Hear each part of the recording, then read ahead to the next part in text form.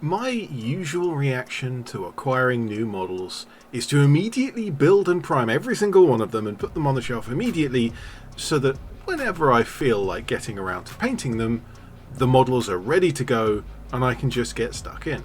Now, that practice has actually served me very well for quite a long time, and I've got quite a few models painted doing exactly that.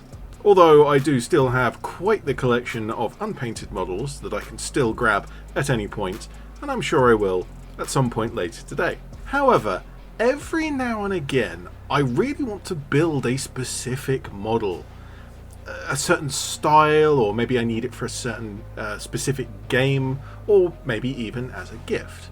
And when that happens, I usually have to end up going out to buy something new, and maybe that means travelling to the local shop, maybe that means waiting for postage times, but otherwise it's a bit of a hassle and kind of a bit of a delay. But I've had an idea. This time I'm actually not going to build all of the models that I've just bought, although I will build a couple of them to show off kind of what I'm talking about. But let's skip ahead and have a look at what I've actually got and discuss why having these unbuilt is actually going to be really handy someday. I bought some single sprues of the frostgrave and stargrave sets. Now, all of these are 28mm hero scale, which means they are compatible with each other, but also they're compatible with the vast majority of my very extensive bits box. There are some frostgrave barbarians, lots of leather and fur, massive axes, and hella hair. Good grief, these models are pretty cool. The second sprue is a stargrave scavengers sprue. Now, I wanted to pick up these for some stalker based games, although they're not quite what I was after, I think, but certainly one or two will fit in nicely. And the rest of them will get used for something, I'm sure, very soon. The really cool bit, actually, on the Scavengers sprue, just as a side note, there are some zombie parts, which is kind of odd, but also kind of fitting. And I've already grabbed these because I really like zombies. This next sprue actually isn't mine, and spoiler warnings for future in the video, I do forget that it is not mine. This is actually for Ratman, and is the Stargrave Mercenaries. The guns are very similar to the Scavengers, being science fiction setting adjacent to that, but the armour is more militarised than the trench coats. The heads are also really cool, and because this is a spacefaring sprue, there are alien heads as well, which will definitely come in handy someday probably. The last sprue I'm showing off today is another Frostgrave sprue, this time wizards or witches, sorceresses. And this one sprue is famous for having an endless number of options, especially with open hands and hands in various poses and gestures, which is just not common enough on most sprues. Now, you can find cupped hands, they're common for two-handed weapons. Balled fists and pointing are also fairly common. But how many sprues do you get flipping the horns? And how many of those give left and right hand options? This is marvellous. Now, even though I said that I won't build every single one of these models instantly, which is what I would usually do when I get some new models, I do want to make a couple just so that you have something to look at for the video today. And as I have the Sorceress's sprue in hand, I may as well get on and make one of those, because I don't actually have a human mage in my high fantasy model collection. And to kind of lean into the point that I'm making at the moment, I actually have a hand from a much older kit. This is from an elf sprue that I got years ago. It has a little flame effect, kind of a little fire whipping out of the hand, and it is really cool, and I've always wanted to use it, and now's the time. So what I'll do is I'll take one of the Frostgrave arms, because that's going to fit the Frostgrave body the best, and just cut it off at the cuff of the wrist, and then I'll glue the flame holding hand in that position. And I'm going to angle it so that flame is licking upwards, and so that means putting the arm onto the body to make sure that I get that kind of pointed the way I want it to. I give her a big staff and an old witchy hat from the Frostgrave sprue, and that is just a really cool looking model straight away. Ready for paint someday when I get around to it, or basically when I need that human mage. As I was building the mage, I had another idea. you don't actually always need to use the models from the same style, and that's kind of the point of the kit bashing that I'm getting at. All high fantasy was for the human mage, but I'm going to mix fantasy and science fiction now, because I really liked the idea of giving one of the barbarians a much more modern firearm, because you can be sure if there's a barbarian in a world with machine guns, they're going to want one. Now, I will admit that I accidentally stole a machine gun from the wrong sprue, because this is Ratman's sprue of female mercenaries, rather than using my male scavengers. However, as I'm using the female barbarian, it's kind of convenient because the scaling works a little better. Frostgrave and Stargrave, the female arms are a little thinner than the male arms. And so, even though I've stolen some of Ratman's bits, it's fine. It makes my model better, so that's fine. It's okay. Now, even though the arms did fit on very well, the shoulders are the same kind of layout on the two different kits, I did want to slightly adjust the pose, and so I did reposition the sport hand just by slicing it at the cuff and then gluing it back into place, rotated slightly. This is becoming such an aggressive pose. I'm really liking it, just charging forwards with a light machine gun. Brilliant. And that means I need a head to suit, and I wasn't really feeling any of the kind of the barbarians' heads with the big horned helmets. It doesn't really suit what I was going for, but I did found this crazy haired one on the mage's sprue, and that is perfect.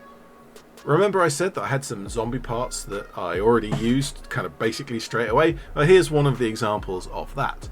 In Conflict 47, the Japanese get the Shibito, wearing various uniforms including Americans, and I just happen to have an American body left over. Warlord games are a slightly different style of hero scale, but they are still 28mm hero scale, and so the arms do fit, and they're very, very similar in style to the point where once it's painted, you won't notice any difference. Now, technically this is still a kit bash, but because the two kits, the shoulders and the neck, are both the exact same style, I didn't actually need to cut anything at all, and so this is just part swapping. But what if, as usually happens with plastic sprues, you've used up all of the bodies and you have all of the zillion arms and heads left over? Well, I've shown that type of thing before, and just as another example, I have this sci-fi soldier body that I 3D printed a little while ago. I checked through the scavenger sprue for a good set of arms, and I think this is a two-handed pistol pose, and that'll go nicely. Amazingly, and this is again because the shoulder surface is fairly popular amongst 28mm kits, the arms actually fit perfectly. However, this time, the head, or rather the neck attachment, is a little bit different between the two. The intended head for this body has a much bigger neck peg than the Stargrave ones, but that's actually easy to fix. I cut a little flat spot on the neck ball joint of the head, and I glue a shaving of sprue into the neck socket on the body. With a perfect fit on the first try, just because I'm that good, it raises up the head to be the right height, and it actually covers up the piece of sprue, that shaving, so that it's not visible. I even built a space Cossack, although I forgot to film it. There will be more Cossacks in some future videos, so stay tuned for that. Right, so I've built a few random cool models mixing parts between different kits, including both the Stargrave and Frostgrave and other kits that I've had before. But I really should paint at least one of them, right, given that I'm supposed to be a painting channel? Well, the Machine Gun Barbarian is for sure my favourite of these, and so let's paint her. Now I'm going to blitz through this for the video because it's a really simple paint job. But it's actually a new style of painting that I'm kind of working on at the moment, using a single pile of paint, and I'll explain this fully in a later video when I get around to doing that. The base coat of this was a zenithal prime of ochre and tan, and then each piece of clothing got a base coat and a basic highlight, followed by a wash. Now what I mean by using a single pile of paint on my wet palette is that when I pick a new area, I chuck a brush full of some paint on top of what was there before and mix it together for the base coat.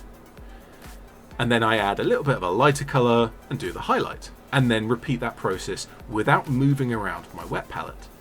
And what that means is that every part of the model is going to be using a very mixed paint with loads and loads of pigments in there, and that subdues everything down into this kind of murky brown colour. But because I'm constantly refreshing specific pigments of paints, it will be a murky browny blue or a murky browny red. And then with the highlights I can bring each area up. But even so, the pigments are shared between each area of the model, and that will subtly actually tie the parts of the model together, making it cohesive with very little extra effort. I'll try actually an unrelated trick on the light machine gun. I'll paint it grey, give it a black wash, and then just the tiny spot of metallic over the top. This gives a lot of definition and a metallic look with very little effort. Although the gun got the black wash, the rest of the model got brown, and so all I need to do now is just pick out the odd little bit of highlight and clean up the messiest parts of the wash. And of course, the most effort of this model is going to be the skin. Now, I have been practicing skin recently, and I'm still not that good at it, but my faces are better than they used to be. And so there it is, the one model I'm going to paint in this video. Because isn't that the point that I mentioned at the beginning? The whole point of me having these particular models is to have some actual models to go with the zillion parts that I have in my bits box, so that if I ever want to build something oddly specific, I have parts to hand to just jump into a kitbash. I've always had pairs of arms with various weapons, medieval soldiers with spears and crossbows, science fiction soldiers with laser guns, and historical models with rifles. And a massive collection of heads. But what I've always been missing is the actual core body to put those arms and heads on. If you look closely and squint, you might come to the conclusion that I'm actually buying models specifically to go on my pile of opportunity and not make, which is a dangerous precedent to make. But no, it's a good idea. I swear it's a good idea. It'll work out. It's fine. Don't worry about it. Well, you lot can post a comment below as to just how much of a disaster you think this will become. But for now, I'm ED-SKaR, always will be, and thank you very much for watching.